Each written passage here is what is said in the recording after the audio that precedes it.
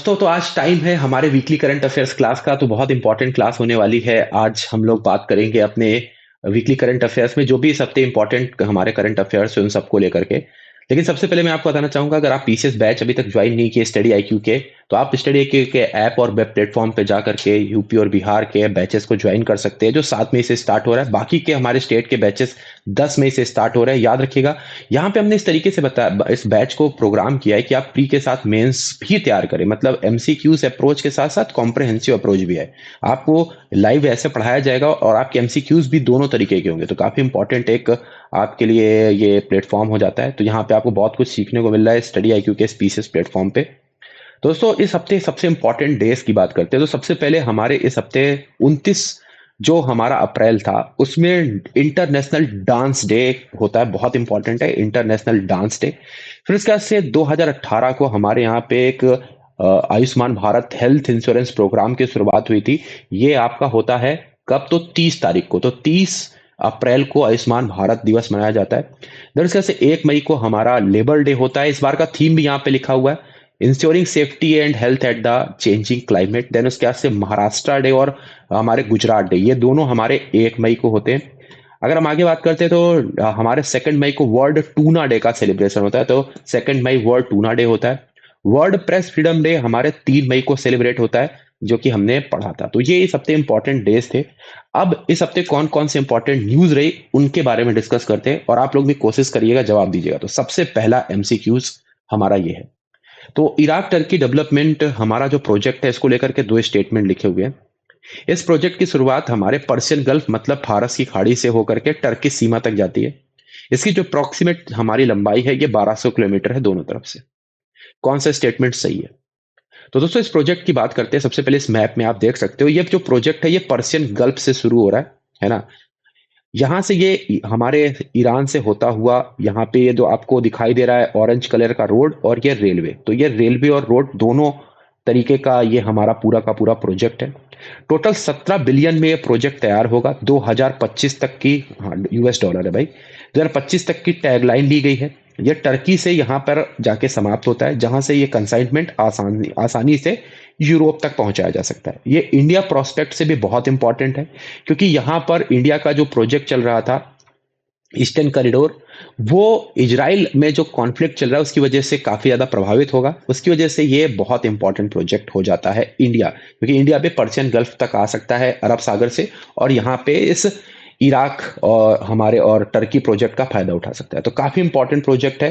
Total 1200 kilometre इसमें हमारे cover किया जाएगा। तो यहाँ पे जो स्टेटमेंट सही है वो है हमारे बोथ 1 और 2 इज करेक्ट। आगे चलते हैं नेक्स्ट स्टेटमेंट की तरफ। नेक्स्ट स्टेटमेंट हमारा क्वेश्चन ये बोल रहा है कि हमारे यहाँ पर लगातार दूसरे हफ्ते जो फॉरेन करेंसी है वो डिक्लाइन की है और पहुंच गई है 640.34 बिलियन यूएस डॉलर में।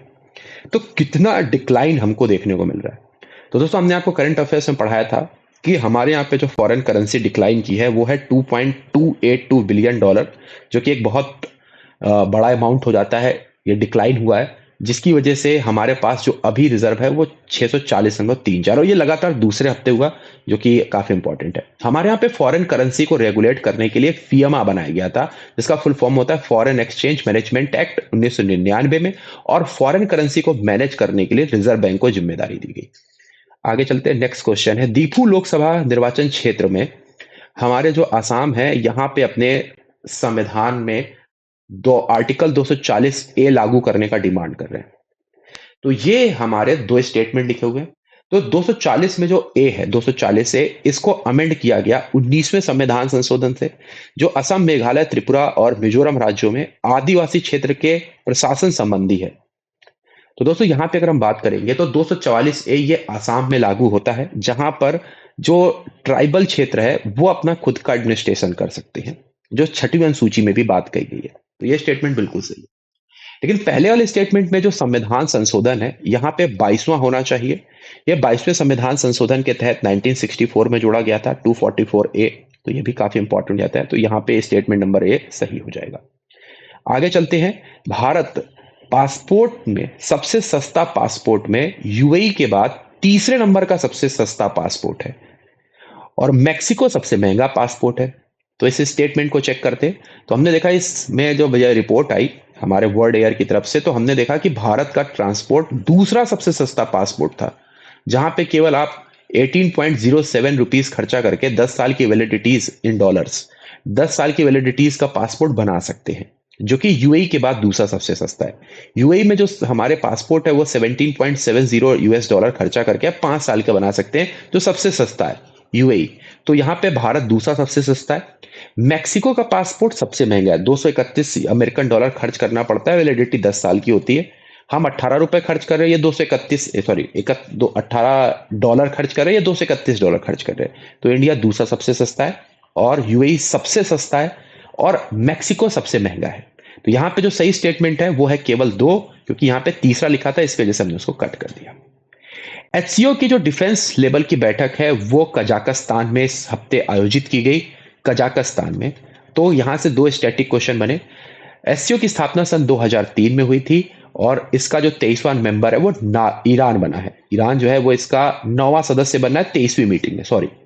तो 23वीं मीटिंग में ईरान को 9वां सदस्य घोषित किया गया। तो दोस्तों हमारे यहाँ पे जो एससीओ कंट्रीज हैं ये 2001 में बने। हमारे रसिया और चाइना ने यहाँ पे इनिशिएट लिया था। तो रसिया चाइना का ये जो हमारा ग्रुप था, जिसमें हमारे पहले अगर आप देखोगे तो हमारे जितने भी सेंट्रल एशियन कंट्रीज है, कजाकिस्तान है ना, तुर्कमेनिस्तान, ये सारे कंट्रीज ने मिलकर बनाया। फिर इसमें हमारे ऐड हुआ उज्बेकिस्तान। तो पहले 5 कंट्रीज ने इसको बनाया था, फिर इसमें उज्बेकिस्तान 2001 में ऐड हुआ तो 6 कंट्रीज हो गए। फिर इसमें ऐड हुआ 2017 में भारत और पाकिस्तान। तो इंडिया पाकिस्तान 2017 में ऐड हुए तो टोटल 8 हो गए। और अभी 2023 में ईरान भी इसमें ऐड हो गया तो टोटल इसमें 9 कंट्रीज हो गए। तो यहाँ पे 2001 होता तो ये स्टेटमेंट सही हो जाता, ये गलत हो गया क्योंकि 2003 था, लेकिन दूसरा स्टेटमेंट यहाँ पे बिल्कुल सही है। आगे चलते हैं नेक्स्ट।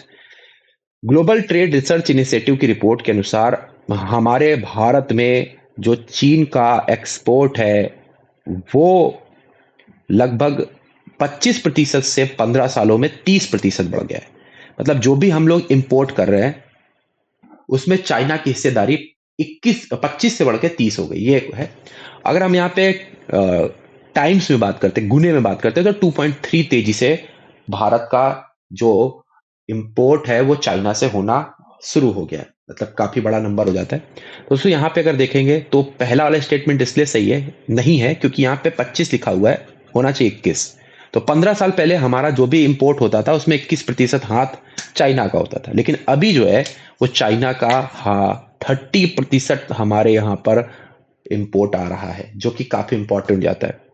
ठीक है, तो यहाँ पे 25 है, गलत हो जाता है ये, लेकिन स्टेटमेंट बिल्कुल सही है। 2.3 टाइम्स बढ़ गया है, तो केवल 2 स्टेटमेंट यहाँ पे सही हो जाएगा। नेक्स्ट है हमारे 1 मई के दिन काफी इंपॉर्टेंट नेशनल ह्यूमन राइट्स की जो जनरल हमारे मीटिंग है ना, general alliances of national human right commission, ये जिनेवा में आयोजित की गई और 1 मई के दिन हुई। भारत इसमें अपनी 1999 से अपनी रैंकिंग बना के रख रहा है ह्यूमन राइट्स में। 2006 और 2011 में इसके रैंकिंग ली गई थी, है ना, लेकिन इस बार वापस से भारत अपनी रैंकिंग को मेंटेन रखना चाहता है, पहला स्टेटमेंट है। दूसरा, ये ह्यूमन राइट्स को प्रमोट करने के लिए ग्लोबल नेटवर्क है। तो यहाँ पे दोनों स्टेटमेंट सही हो जाते हैं, बोथ स्टेटमेंट सही है। याद रखिएगा हमारे यहाँ पे जो global alliances of national human right commission है, इसकी स्थापना 1993 में हुई थी पेरिस डिक्लेरेशन के साथ। और आपको याद रखना है इसके लिए हमारे 120 कंट्री का जो ग्लोबल ह्यूमन राइट कमीशन है वो एक साथ काम करते, कितने, 120 कंट्रीज के। G7 की मीटिंग के लिए हमारे देश के प्रधानमंत्री का निमंत्रण आया। G7 की जो मीटिंग है ये हमारे बार्गो इगानाजिया में होने वाली है 13 से 15 जून के बीच में। तो पहला स्टेटमेंट ये है, 1973 में इसको स्थापित किया गया था। तो दोस्तों ये स्टेटमेंट तो बिल्कुल सही है, इटली में होने वाली है। और लेकिन हमारा जो G7 कंट्रीज है ये 1976 में बने था। G8 बना हमारा पहले, रसिया इससे 2014 में बाहर हो गया। तो रसिया इससे बाहर हो गया 2014 में, तो अब ये G7 कंट्रीज बने। इसकी स्थापना 73 नहीं 76 में हुई थी, तो केवल ए स्टेटमेंट सही हो जाता है। हमारे यहाँ पे UNCTAD मतलब United nation trade and development के द्वारा भारत का सर्विस सेक्टर मतलब जो सेवाएं हैं, जैसे कि आईटी सेक्टर हो गया, टेलीकॉम सेक्टर हो गया, ये सर्विसेज होती हैं, इनको एक्सपोर्ट करने के मामले में कौन सा स्थान है? तो सर्विसेज एक्सपोर्ट करने में भारत का जो स्थान है वो है 7वां स्थान। अगर हम यहाँ पे देखेंगे, यूएस नंबर 1 पर है, 999 बिलियन यूएस की सर्विसेज ये बेच रहा है। यहाँ यूके है, जर्मनी है, आयरलैंड है, फ्रांस है। तो भारत का स्थान 345 बिलियन यूएस डॉलर की हम टोटल सर्विसेज को बेचते हैं, जो हमारे लिए 7वें स्थान पे पहुंच जाता है। हमसे आगे चाइना है, 381 बिलियन यूएस डॉलर की सर्विसेज वो हमारे एक्सपोर्ट कर रहा है। तो भारत का स्थान 7वां है। आगे चलते हैं। लक्ष्मी महाराज जो पुरस्कार है, ये हमारे हेमा मालिनी, सायरा बानो दोनों को दिया गया, इनमें से किसी के नहीं। तो 2014 के बाद से ये पुरस्कार नहीं दिया गया, तो एक ही बार में 10 लोगों को ये पुरस्कार दिया गया जो कि कथक के डांसर है। तो लक्ष्मी महाराज जी जो है कथक के बहुत फेमस डांसर है। तो ये हेमा मालिनी और सायरा बानो दोनों को दिया गया है, और उनके अलावा 10 और लोग हैं। देखिए, उमा शर्मा, देन उसके बाद से राम वैद्यनाथ, उमा डोगरा, हेमा मालिनी, सायरा बानो, संध्या जी हैं, मालविका है, प्राची है, आसिम बंधु है, पंडित राजेंद्र गगनाई है। तो ये टोटल 10 लोग हैं जिनको ये अवार्ड दिया गया, और काफी इंपॉर्टेंट है, सारे कथक के लिए काफी फेमस डांसर है, संध्या जी को छोड़ दिया जाए तो। हमारे यहाँ पे विदेश मंत्री ने एशियान्स की फ्यूचर फोरम की बैठक का हिस्सा लिया। ये हमारे बैठक किस तरीके से आइडियाज और पॉलिसीज फ्यूचर में इंप्लीमेंट की जाए इसको लेकर के है। हमारे यहाँ पे 2023 में 43rd एशियान सम्मेलन का आयोजन मलेशिया में होना था। तो दोस्तों यहाँ पे अगर देखेंगे तो ये जो बैठक है ये होने वाली थी वियतनाम में मलेशिया लिखा हुआ गलत है, लेकिन ये बैठक बाद में वर्चुअली तौर पे हुई है। कहाँ पर? तो वर्चुअली सब अपने अपने देश में थे। भारत के हमारे जो एक्सटर्नल अफेयर मिनिस्टर है, एस जयशंकर, उन्होंने पार्टिसिपेट किया। हालांकि भारत जो एशियन ग्रुप है इसका सदस्य नहीं है। Association of south east Asian nation इसका फुल फॉर्म होता है। 1967 में ये बना था। इसका हेडक्वार्टर जकार्ता में है, और इसमें हमारे 10 मेंबर कंट्रीज हैं। भारत इसका सदस्य नहीं है। अब हम बात करते हैं भारत और ओमान के एक इंपॉर्टेंट ट्रेड डील की। तो भारत ने ओमान के साथ एक ट्रेड डील साइन की। 2 स्टेटमेंट है। भारत सेकंड लार्जेस्ट है, भारतीय जो है इंडियन डायस्पोरा सेकंड लार्जेस्ट है ओमान में। India is the second largest market of crude oil export for the Oman after China. तो भाई यहाँ पे दोनों स्टेटमेंट सही है। दूसरा 2 नंबर पे आ जाते हैं जो प्रवासी भारतीय रहते हैं बांग्लादेश के बाद। बांग्लादेश के सबसे ज्यादा प्रवासी रहते हैं ओमान में, और चाइना का एक्सपोर्ट करने के बाद ऑयल का एक्सपोर्टर इंडिया सबसे बड़ा है, दूसरे नंबर पे ओमान का। तो दोनों स्टेटमेंट सही हो जाते हैं। याद रखिएगा, हमारे यहाँ पे जो इंडिया है, अगर आप यहाँ पर देखोगे, ओमान के साथ अपनी ट्रेड डील साइन की। ओमान की कैपिटल मस्कट है, और काफी इंपॉर्टेंट हो जाता है। आगे चलते हैं। नेक्स्ट क्वेश्चन हमारे आ रहा है बर्ड फ्लू से। बर्ड फ्लू आउटब्रेक हमारे फैला झारखंड, केरला, आंध्र प्रदेश में केसेस आना शुरू हो गए।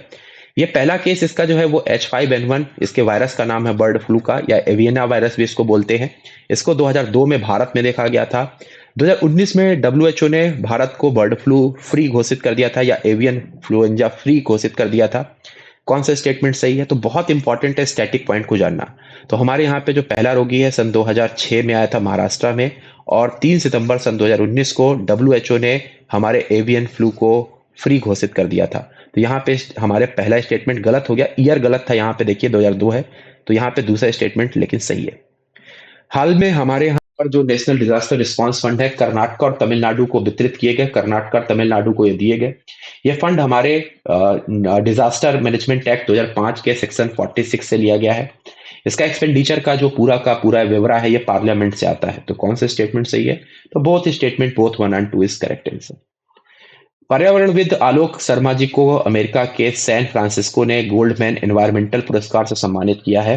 तो ये जो गोल्डमैन एनवायरमेंटल प्राइज है, ये एनवायरमेंट के क्षेत्र में एक ग्रीन नोबेल बोला जाता है, मतलब नोबेल प्राइज है, और एनवायरमेंट का ऐसे ग्रीन नोबेल बोलते हैं। 1989 से दिया जा रहा है।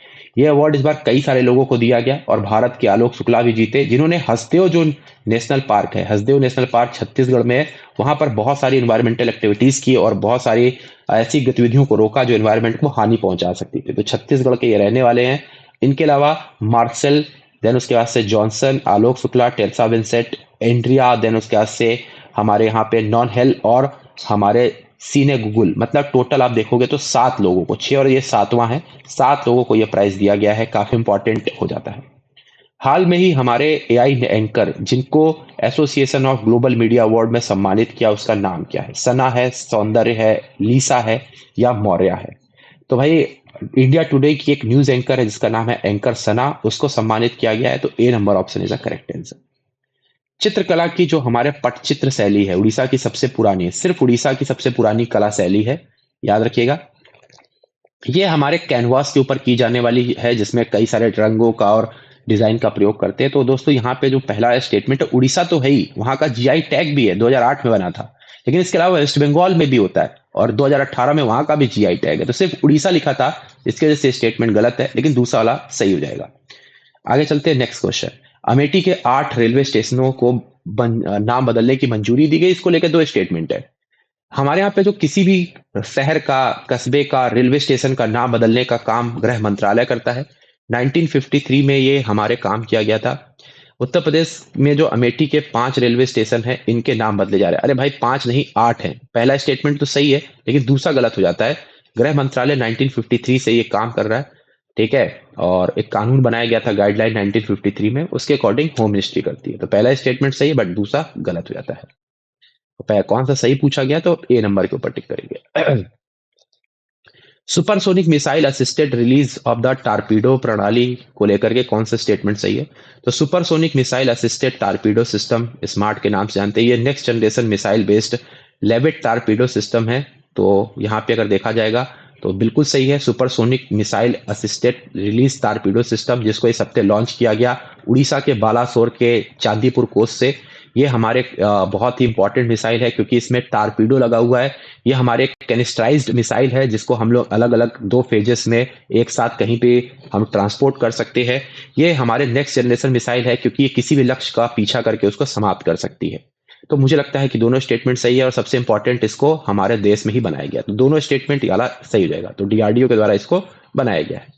आगे चलते नेक्स्ट क्वेश्चन है। हाल में ही भारत ने किस देश के 1500 अधिकारियों को शिक्षित करने और उनकी कैपेसिटी बिल्डिंग के लिए मेमोरेंडम साइन किया है? 2025 से 2030 तक ये हमारे काम किया जाएगा। तो ये हमने साइन किया है नेपाल, भूटान, बांग्लादेश, श्रीलंका। क्या होना चाहिए सही जवाब? तो सही जवाब है Bhutan. Bhutan is the correct answer. Antarctica हमारे एडवाइजिंग कमेटी की जो बैठक है जिसको हम लोग 46 बोल रहे हैं, देन उसके बाद से committee on the environmental protection 26 बैठक, ये कहाँ पर हुई? तो ये आप सभी को देखने को मिलेगी, कोचीन में होगी ये बैठक, काफी इंपॉर्टेंट है। कोचीन मतलब डी नंबर पे आपको दिखाई दे रहा है, सही जवाब जाएगा केरला का कोचीन। भारत राज्य की सीमा भारत की राज्यों की सीमा भूटान से लगती है, वो कौन से है? असम, सिक्किम, नागालैंड या अरुणाचल प्रदेश? तो दोस्तों अगर हम बात करते हैं भूटान, इसलिए चर्चा में क्योंकि यहाँ के पीएम हमारे सोबे हमारे इंडिया में आए हुए, और इंडिया में आने की वजह से काफी इंपॉर्टेंट बन जाते हैं। पिछले बार ही अभी फरवरी के महीने में हमारे चुनाव को जीते हुए हैं। सेरिंग सोंगबे इनका नाम है और भूटान की सीमा असम, सिक्किम और अरुणाचल प्रदेश को टच करती है। तो 1, 2 और 3 होना चाहिए, ऑप्शन में नहीं था, सॉरी। तो 1, 2, 3 इज करेक्ट आंसर। याद रखिएगा हमारे भूटान की कैपिटल थिम्पू है और सेरिंग सोंगबे यहाँ के अभी हमारे क्या बने हुए हैं, यहाँ के अभी पीएम बने हुए हैं और भारत के 5 दिनों के दौरे पर आए हुए हैं। आगे चलते हैं। हिंदू मैरिज एक्ट को लेकर के 2 स्टेटमेंट है। ये केवल हिंदू और बौद्धिज्म के ऊपर एक्ट होता है। यहां पर इंडिया में जम्मू कश्मीर को छोड़ दे तो हर जगह ये एप्लीकेबल होता है। तो दोस्तों यहाँ पे जो सही जवाब होना चाहिए, बिल्कुल हिंदू मैरिज एक्ट 1955 में आया था और ये हिंदू, बौद्ध, सिख और हमारे जैनियों के ऊपर लागू होता है। तो ये स्टेटमेंट गलत हो जाता है क्योंकि सिख और जैन नहीं थे। ये कश्मीर में भी लागू हो गया 1963 में, सॉरी 1963 में कश्मीर में भी लागू हो गया। तो यहां पे दोनों में से कोई स्टेटमेंट सही नहीं होगा। कच्छ की अजरक को जीआई टैग दिया गया है, ये हमारे कौन से राज्य में? गुजरात, राजस्थान, गोवा या महाराष्ट्र? तो हमारे कच्छ की अजरक को जीआई टैग दिया गया कौन से राज्य में? तो याद रखिएगा ये आपको गुजरात में देखने को मिलेगा। तो B number Gujarat is correct है। इंदु लेखा ये भारत की पहली 2 कॉपी हमारे किलिमिनोर पैलेस में इसको लॉन्च किया जा रहा है। तो ये एक हमारी पहली यूरोपियन स्टाइल में बनाई गई एक पेंटिंग थी जिसको राजा रवि वर्मा के द्वारा बनाया गया था। और यही 2 स्टेटमेंट लिखा हुआ है जो मैंने बोला। तो ये भारत की पहली यूरोपियन स्टाइल की पेंटिंग है, राजा रवि वर्मा के द्वारा इसको बनाया गया है और ये अभी हमारे इसका क्या किया, ऑक्शन किया जा रहा है। तो ये इंदु लेखा की पेंटिंग ये महाभारत में नल और दमयंती की कहानी पर आधारित है और ये काफी महत्वपूर्ण है जिसको पहली बार ऑयल पेंटिंग से बनाया गया था भारत में। तो भारत की पहली ऑयल पेंटिंग जो यूरोपियन स्टाइल की कला है वो आपको यहाँ देखने को मिलेगी। अगला क्वेश्चन है, कनाडा में हुई हमारे जो प्लास्टिक ट्रीटी है उसको लेकर के स्टेटमेंट है। तो ये हमारे चौथे नंबर की ट्रीटी थी, मतलब चौथे नंबर की बैठक थी। तो ये हमारे 2022 से ये हमारे जो मीटिंग है वो हो रही है प्लास्टिक पोल्यूशन को लेकर के एक ट्रीटी बनाने के लिए, और 2024 तक ये ट्रीटी बन के तैयार हो जाएगी। प्लास्टिक के उत्पादन से लेकर के कैसे उसको हम लोग डिस्पोज करें वो सारी चीजें इसमें होंगी। तो यहाँ पे दोनों statement is correct, both 1 and 2 is correct statement. तंबाकू के उत्पादों में सूखे बेमौसम बारिश जैसी स्थितियों में लगातार आंध्र प्रदेश, भारत में ब्राजील, जिम्बाब्वे, इंडोनेशिया, यहाँ पे गिरावट देखने को मिल रही है। तो भारत का आंध्र प्रदेश हो जाएगा जहां पे गिरावट देखने को मिल रही है। तो दोस्तों ये थे हमारे करंट अफेयर्स। अब मंडे से आपकी जो क्लास होगी वो होगी आपकी रेगुलर बोर्ड पर, जैसे हम लोग रेगुलर पढ़ते थे। तो आप लोगों के लिए एक बहुत अच्छी सूचना है। तो आज मैं यहाँ से ट्रेवलिंग करूंगा और वापस अपनी जगह पे पहुंच जाऊंगा। आई होप सो आप लोगों ने यहाँ तक सपोर्ट किया है तो आगे भी सपोर्ट करेंगे। और आज हम लोग यहाँ पे वीकली करंट अफेयर्स की क्लास का रिवीजन किए। तो मिलते हैं अपनी नेक्स्ट क्लास में जहाँ पे हम लोग सारी चीज़ों को रिवाइज करेंगे। आप स्टडी IQ के पीसेस बैचेस पे जुड़ सकते हो, जहाँ पे आपको बहुत सारे फीचर्स मिलते हैं, लाइव क्लासेस के साथ मॉक टेस्ट, है ना, 1-to-1 मेंटोर, बहुत सारी चीज़ें। तो ये सारी चीज़ें आप यहाँ पे देख पाएंगे। मिलते हैं अपनी नेक्स्ट क्लास में। आज के लिए बस इतना ही। हमारे इस क्लास की PDF आपको हमारे इस टेलीग्राम चैनल पर मिलेगी, GS5 Pankaj Chaubey. Till then have a good day, best of luck and bye bye.